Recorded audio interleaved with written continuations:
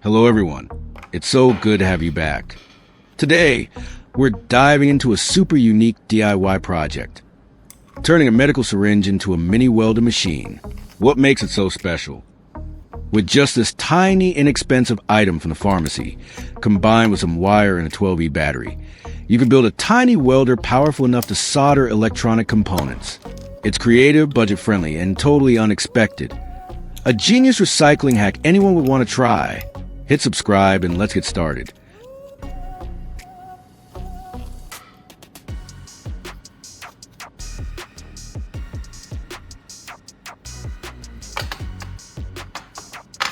I've got a few old batteries here, just the kind most people toss out. But today, we're giving them a second life. They might look like trash, but every single one of them is recyclable. And today, we're going to prove it. Believe it or not, the core inside this battery is perfect for making a tiny welding tip. And that's exactly what I'm going to do. Let's open it up and carefully extract the core. This little piece is what we need for the soldering tip. To open the battery, I start by carefully peeling away the metal casing with a pair of pliers. You'll want to do this gently. There's a bit of pressure inside, and we don't want anything flying out. As the outer layer comes off, you'll see layers of black and silver material wrapped around the core. Keep unwrapping until you reach the graphite rod right in the center. That's the part we need.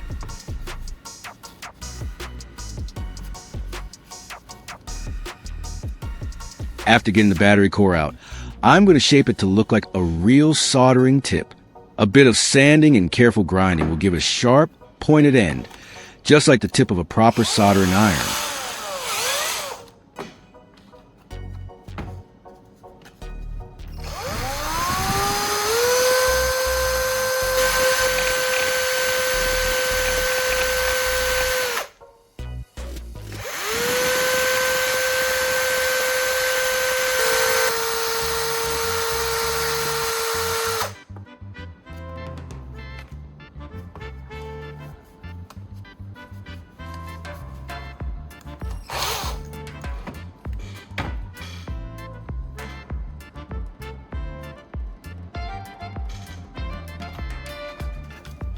I'm also going to make use of the outer casing of the battery.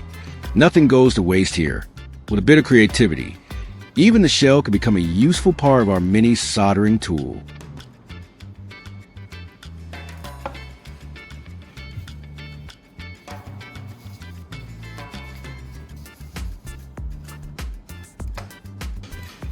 Now I'm going to attach the battery core to the casing using baking soda.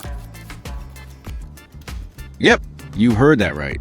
I'm packing the casing full of baking soda, almost like stuffing a mold.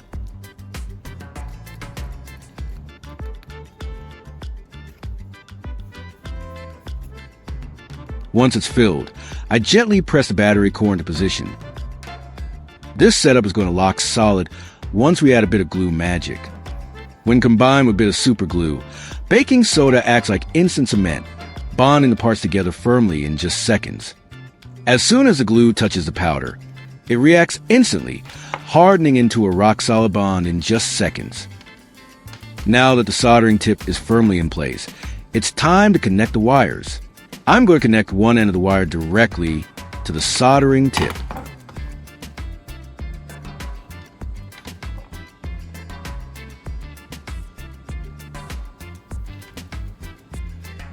I wrap it tightly around the graphite core to make sure there's good contact. This is where the heat will concentrate once we power it up. Once the wire is in place, I use some electrical tape to secure it tightly. This not only keeps the connection stable, but also adds a layer of safety.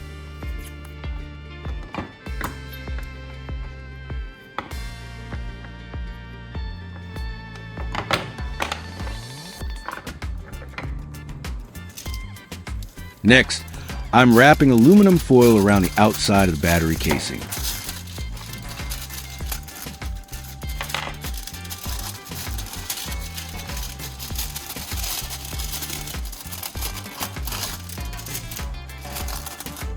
Wrapping the foil around the battery casing also helps with heat control. It acts like a simple heat shield, reducing the amount of heat radiating outward when the tip gets hot during soldering.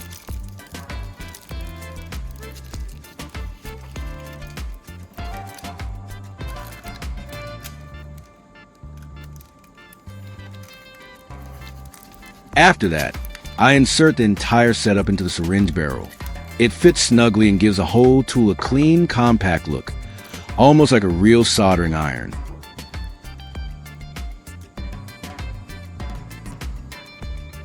Plus, the plastic body helps insulate heat, making it safer to hold during use.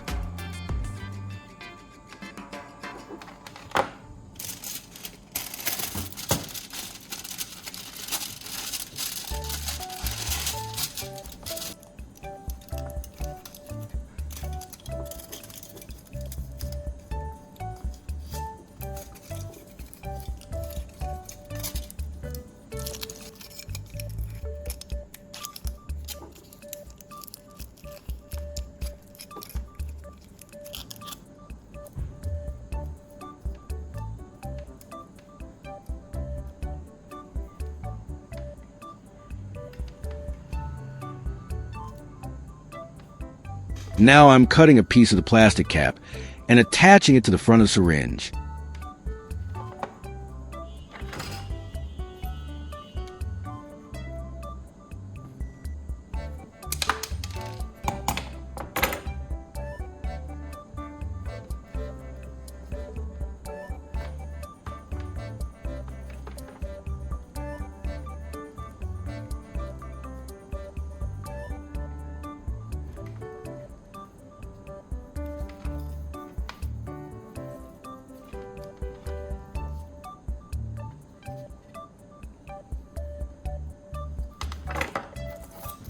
Now I'm getting the power wires ready by attaching them to alligator clips.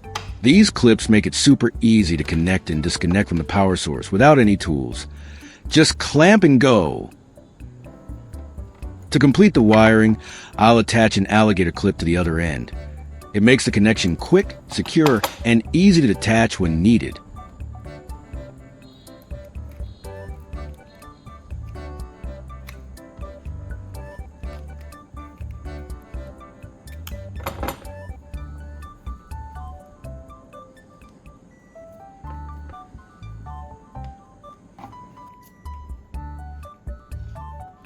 I'll add another wire to connect from a negative terminal. This will complete the circuit and allow current to flow properly through the soldering tip. For this wire, I'll attach alligator clips to both ends. That way, it's easy to connect and disconnect from both the power source and the device. The alligator clips act as flexible terminals.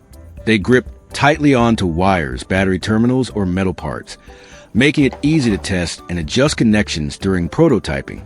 Plus, they save time by eliminating the need for permanent joints. Next, I'm getting 2 copper-coated aluminum wires.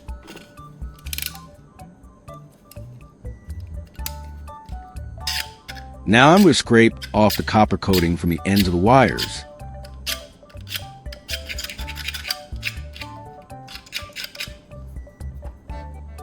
This exposes the raw aluminum underneath.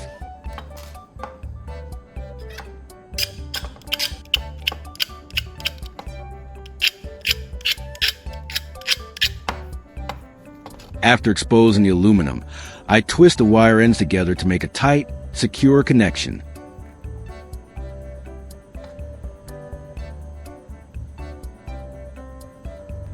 Now it's time to put this mini soldering tool to the test. I'm going to use it to weld the twisted wires together. Let's see if this tiny setup has what it takes to get the job done. For the power source, I'll be using a standard motorcycle battery. It's a 12V lead-acid battery, powerful enough to heat up the soldering tip and stable for small electronics work.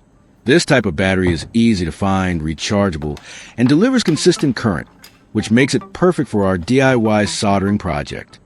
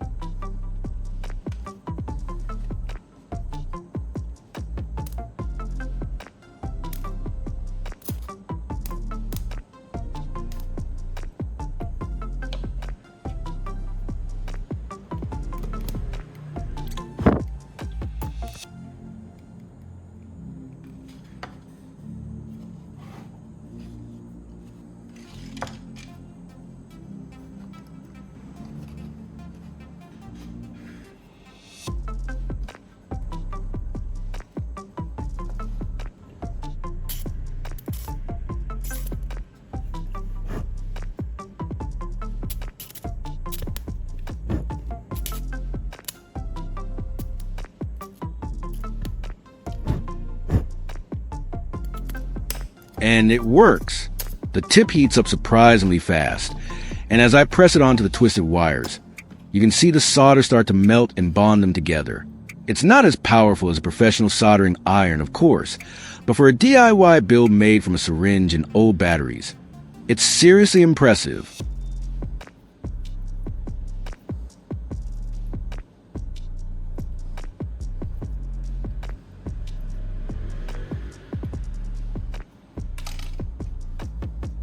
I'll try to solder onto this razor blade, which is thin and metallic, making it a good challenge for the tool.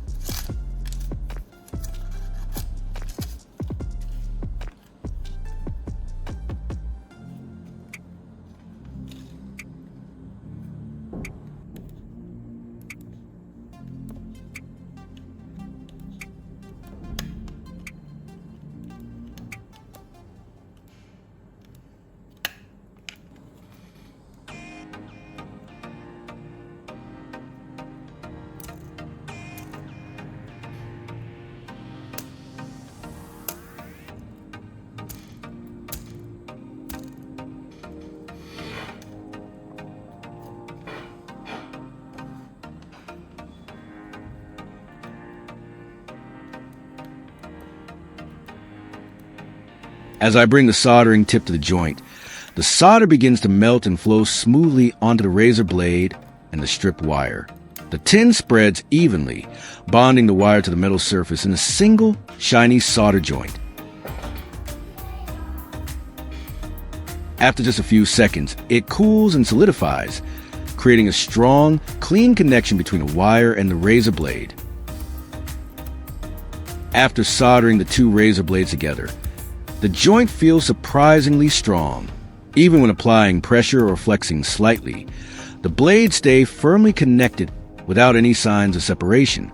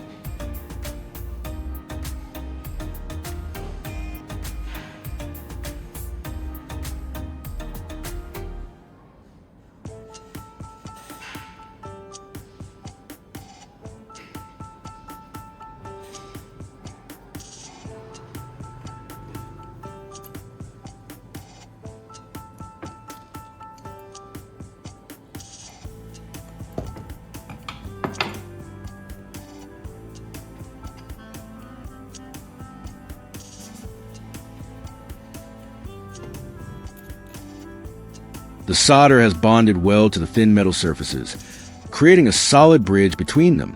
So there you have it, a fully functional mini soldering tool made from a syringe, old batteries, and a few simple materials. It's a perfect example of how a bit of creativity and recycling can turn everyday items into something surprisingly useful.